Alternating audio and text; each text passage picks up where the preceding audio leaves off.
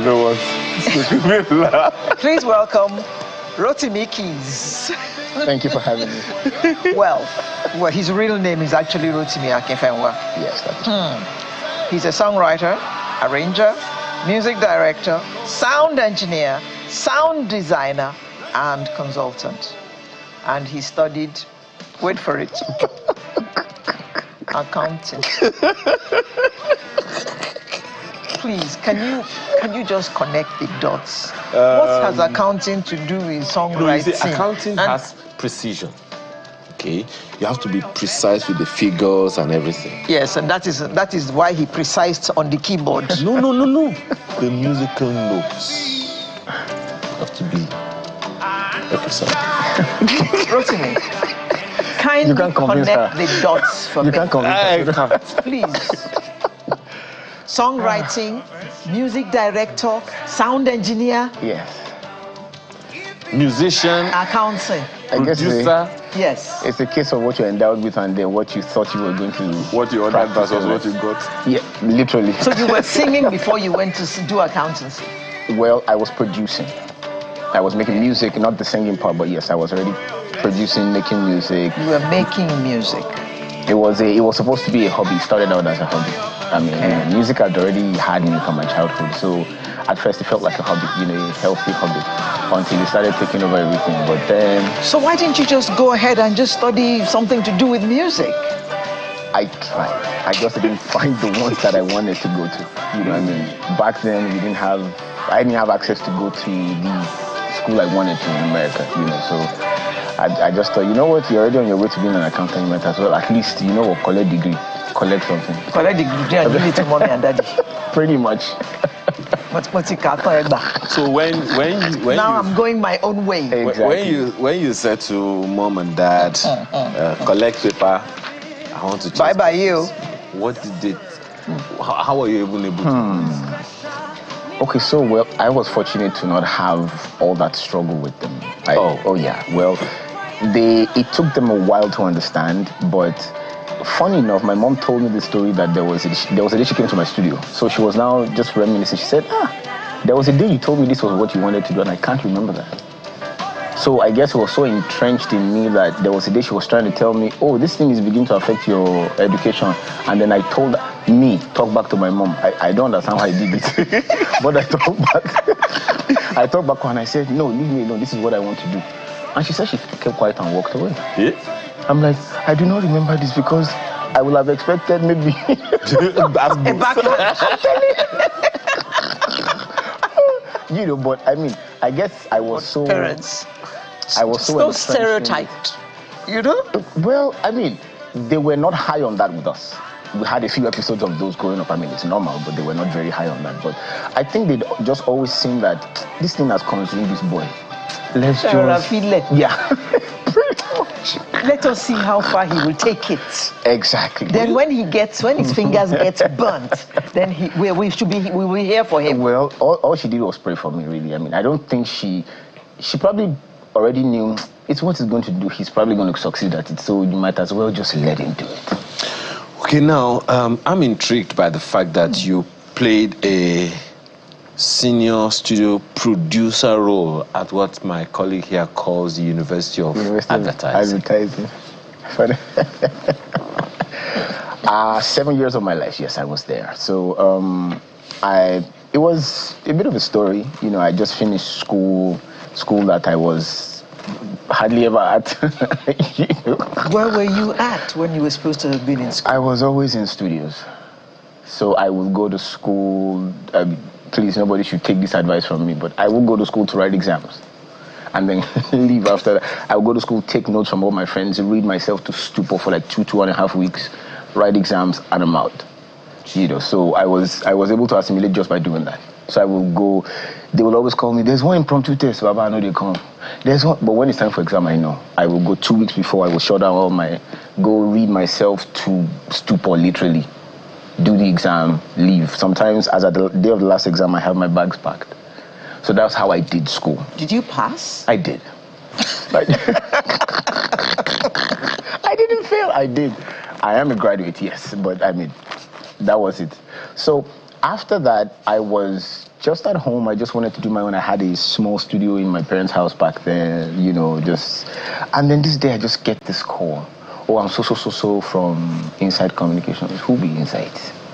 Blah, blah, blah, blah, blah. We saw some of the stuff you've done, and we think you're the right man to run our studio. I'm like, okay. So you weren't even looking for a job. I wasn't. I wanted to do my own thing, but as God will have it, it was like, no, you can't be doing your own thing. I needed to go and learn, because it was quite a journey for me. I did learn a lot, apart from, getting my muscles worked in that organization. I did learn a lot, from that system. So professional music started when and how for you? I started producing officially as a teenager in 1999. Whoa. So I wouldn't say that that's official, but I mean, my first studio recording, a few friends of mine who wanted to get into the studio and all that, I produced them. That was in 1999. I would say, yeah, that's where the production journey started. Fast forward to a few years after that, I was in the studio with some other people and all. So it started out as I said, a hobby, passion, but then it grew into something that I knew was going to be my life. Awesome. So you have quite a, should I say, a diary or a compendium of artists you've worked with. I mean, I'm trying to imagine how working with Salif Keita was, for instance. Yemi Alade, Simi Omaumi. I can understand all those ones, but Daria Talade and, so how, which one would you say, well, it's probably going to be difficult for you to say, but how was it working with these icons, so to speak, of music? Well, for someone like Salif, for example, I'd been called to come direct a Mandela Day concert sometime in 2019, so we'd gone and all that, and I walked into the space and he was sitting right there. I knew I was going to meet him, but he was just sitting right there. He was there. Lady Smith, Black Mambazo was there, the group from South Africa. They walked in, they walked up to me, they shook me, I'm a music director, and that was it. They made it so easy for me to get comfortable, making music with them over the space of like a week. So, but most of the time, a lot of them they're just regular, as much as possible, regular human beings who just try to be as simple as possible. So that, for me, that makes working with them very easy. Sometimes you're done with the project before you realize, wait, I just stepped on stage with Salif Keita. It looked simple in the moment, but when you're done, you realize you just did something epic. So yeah, for me, it always been, a lot of those things have always been that simple with me, pretty much. Awesome. I'm also wondering the kind of influence that you would say you have gotten and from whom. You said it's a journey for you. Where would you say, or how, or with whom would you say you've gotten the most influence in music professionally?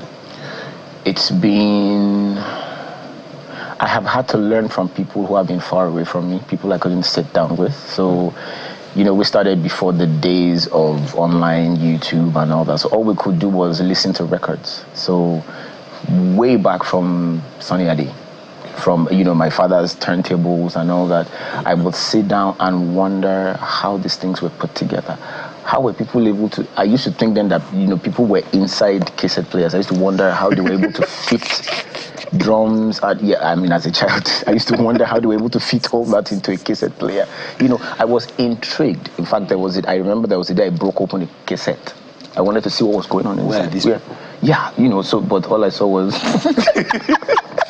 all I saw was, the tape inside, but it made me intrigued. So when I started hearing the names of some of the producers behind some of these records that I had enjoyed over the years, I will go read up their stories. Sometimes I will go look for stuff that they'd said, how their lives happened, sometimes the churches they went to, the kind of childhood they had.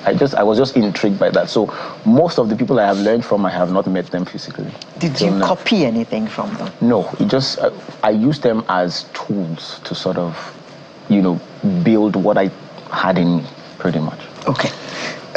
You were a big player in the jingle space. Yes, still am. Well, Yeah, what catchy ones can you remember that we can relate with? Do you remember this one from, I think it was from Indomie? Mama do good. Oh. Did you ever? Yes. Children playing. Okay, that one's. Do you remember Project Fame West Africa? The theme music, Project Fame. Oh yeah, really? This one you probably would. Do you remember if I say Ambo? Oh really? Of course. Of course. There are a few of those. Let me see which ones are readily also there. There are so many. 7 Up. There are so many. Of course. Yes. Yeah. I mean, excuse me. Let me do you a favor. How many voiceovers do you remember that you did? Okay. Well, okay. Let's just leave it there we go. Well, let's just leave it right there. You know. Okay. All right. All right. I'll ask you this. I mean, I'm looking at your YouTube page right now. Okay. And I'm trying to. Which was your first major break of a song? As a singer, it will be Oria Official, December 2023. Yes. Oh. That was we saw part of that just now. Yes, and incidentally, that was my first single as a what I would call a serious singer. Serious singer. Anything else? You consider yourself a serious singer now, right? Exactly. Okay. Tell us the backstory to that song, because it's clearly one of the biggest songs within the past 1 year or thereabout that a good number of people have heard. So, tell us the story. What informed it, and informed the video, everything about it. So it was 2021. You know, in the whole of the lockdown and all that, you know, you couldn't leave the house, do all that. And I was kind of person I had gained quite some considerable weight sitting in the house, you know, so my wife and I decided to start, you know, jogging and all that. And it was one of those mornings when I had gone alone. She had stuff to do. And I was on Allen Avenue, Ikeja. I was running. I was listening to something else. And it was like it was just being downloaded from. I just literally started hearing the words and the music, because a lot of times that's how it happens to me. That's how inspiration comes. It doesn't come. It comes in what you will call waves. This, you know, verse and chorus will just come all at once, lyrics and music. So I still remember the spot I was on Allen Avenue. I was running and I heard it. I had to stop myself, quickly bring up my phone, you know, my voice note, and quickly record it so I won't forget, you know. So, and in the moment it was a song. That was it, you know. But fast forward to 2023, I felt the need to just capture it and release it. It was just supposed to be that one of those, okay, you're a singer now, do one of your songs and just release, let's see how it goes. And that was it. Okay, so you decided to feature a couple of people. What informed those choices? My elder brother has been, you know, to have someone who's your elder brother but also your best friend growing up. So he's always been a part of my life. And he started singing way before me, you know, so he's also had, you know, a bit of, you know, success in that life. So I just thought, can you... Was that your brother with you singing? Yes, that's my elder brother. Yes, Benga, you know, so I just told him, you know what, when next you come into town, can we be on this together? You know, so that it's not only me on this, you know. So it was a simple conversation of just get on this. And then the other lady who is, you know, she's also been a blessing, Jumoke, she's also part of, you know, a lot of popular musicians. She's also done music with them. So it was easy to just say, you know, help out on this also. So, and they were glad to do that with me. Now, what's interesting about it is a live stage recording. That's why that choice? I will always choose live over studio. For me, it's more expressive. What I do, I call it hybrid. I try to bring the studio to the stage. That's what I do, you know. So I feel like not a lot of people do that. Some people are usually just always in the studio or on stage, and that's it. I try to I'm going to bring some elements from the studio and then perform it live on stage. So that was what I did. We got on stage, got a few people together and captured everything, the noise, the claps, you know, the laughter, everything. We captured everything live there. That's what we did. Your setting here, looking at the video on the screen right now, is similar to that of the guy that did Jaira, You Are Enough. Yes. Very, very similar, yes. right? he's seated, you're seated, Yeah. singing, he's singing, had people feature. Was there, who influenced who, if I can say it that way? Well, I won't say who influenced who. It was just because so someone like him also, Chandler Moore, he's a producer, he's a singer, he has so many parts of him. So he's going to try and play to as many parts as possible. So I try to play to as many parts of myself as possible, so that was what I was doing, so I had written the song, I had produced it, I had arranged it myself. I wanted to express that on the keyboard, but I also wanted to sing, so it was easy for me to just sit at the piano and then do some parts of the singing and then have them do some of the heavy lifting of the singing also. Yeah. But it's different with on the song you did with Bliss. Yes, as I said, now I'm a serious singer. So what informed that song? Serious singer. So it was one of the many songs I had written, and for me, a lot of the songs that come to me that I write, they are not songs that are just meant to sit inside the four walls of worship centers alone. So it speaks to not just worship or praise or something. It speaks to everyday life, how you go about your day, the things you say to yourself, the things you think about what you do and all that. So when that came, it was I had done an original version of that in end of 2023. Yes, when we recorded Oria Official, we recorded that also. So we released that January 2024. But then this one was a remix we now released 1st of January this year because it's titled this year. So it's a song for the year. Just get people speaking positively over the year, in such a way that it's not a New Year resolution that you drop after 2 weeks. So it's a song that you can sing all through the year. So that was, for me, that was what informed that. And Moses was kind enough to jump on it with me. And why the choice of Moses? He's someone who I see plays in that place also, and so I've always been a fan of his for a while, so, and he's also apparently been a fan of what I've done over the years. So when I reached out to him, he was quite excited to get on it. So yeah, it was easy from there. How did you transition from producing to singing, and have the benefits been worth it? So for me, in a music industry that is saturated, so to speak. Yes, it is. Yes, it is. Okay, so I have been blessed enough to have been in the background for a while, but have built a relationship. This was always going to happen. It was just a matter of when. So when it happened, according to my own plan, it wasn't supposed to happen at that time. As I said, it was supposed to happen later. Much later. Oh, okay. So, but then when that success came too soon. Sorry, God. Well, I've apologized on your behalf. But when it happened, it was obvious that it now started happening that I would get on the street, I would try to go do grocery shopping myself, and then people would walk up to me. Are you so and so? So a lot of that started happening, and it was like my wife has said. She said, I prophesied this to you before. You need to start looking deeper at my friend. Because I'm the kind of person who doesn't care about those things. I just want to do my music and go I beg. But after a while, she was like, oh, Benny, you need to start taking care of some things, So after a while, it was now a question of, okay, how serious do you want to take this thing? It's happening, whether you like it or not. How serious do you want to take it? So I'm like, okay, yes, ma, we can do this now. So, and I would say it's been worth it. And for me, when I say worth it, it's not just in terms of the monetary, that hasn't caught up yet. But in terms of it's coming, I believe so. Yes, yeah. I believe so it is. But in terms of, I walk into spaces and I hear people like, I have been waiting on God for a child. And for the past 6 months, we played your music in our house and look at our child. Wow. I have a family member who has been sick and and there was a time they just told me to play this music and they played it for so long and look at the person, So sometimes a lot of those things are worth more than gold.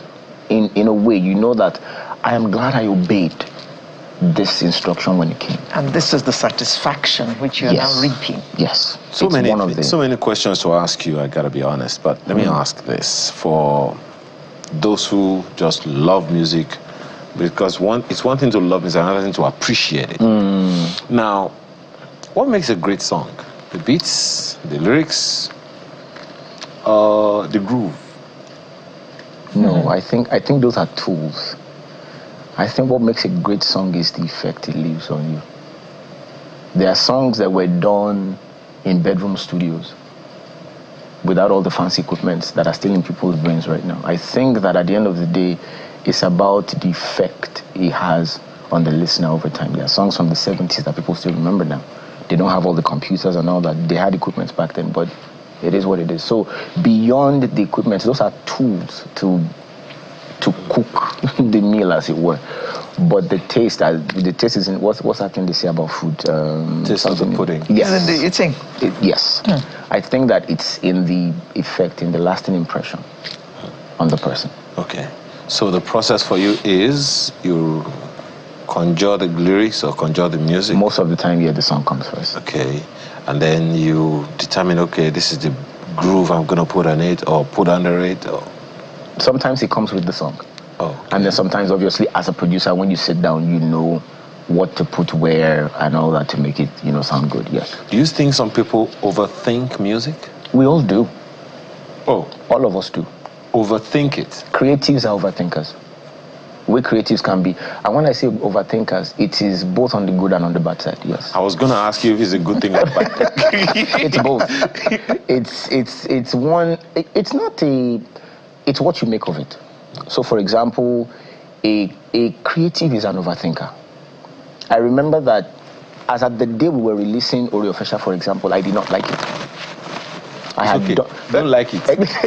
Don't like it. So I did not like I won't say I didn't like the song. I did not like some aspects of what had been done in the production process. I wanted to change it. It took my team to guy, let this song go. And I'm glad I did. So a creative, I think that it's a mind thing. A creative is someone, because you can literally bring something into reality out of the abstract. That's what a creative is. An artist, a poet, whatever it is, you're bringing something from the abstract into physical. So that process, what you see, it's what you make of it. It can be good, it can be bad. Okay, one last thing. You said that students should not be like you. I have not forgotten that one. Read your books. But for anyone who wants to get into music now, what would be your counsel? Because some are literally right this very moment at that sport. It's saturated, as we have said. It's saturated, but it's much easier now. I think that's where people need to look at it from. There's so much information now. There's many tools you can learn with, you can grow with in such a short time. What took some of us years to learn, people can learn it in weeks. So right now, and the good thing about it is the world is ever expanding. There is space. The same way they say there are so many birds in the air, but they touch each other, that kind of thing. There is still space for growth. There is everly space for growth. You just have to just do your own thing. Be real Find with your yourself. Niche. Be real with yourself. It has to be it. Otherwise, you're just going to be just another journey. I think the problem with a lot of people is they are trying to be someone else. Oh, wow. Because it's easy to sell what already exists, what is already a hit. It's easier to do that than to spearhead something new. It takes a lot more work. People don't want to do that work. Rotimi Akinfenwa, a.k.a. Rotimikeys. Why keys? There's a K in Akinfenwa. Yeah. No, it wasn't that. The keyboard became my main instrument after a while. So the keys came from the keyboard. Okay. Oh, yes. Sorry. And his company is Song 23 Productions. Yes, it is. Thank you very much for coming so to much Sunrise today. This was such a fun conversation. Closing the program for us.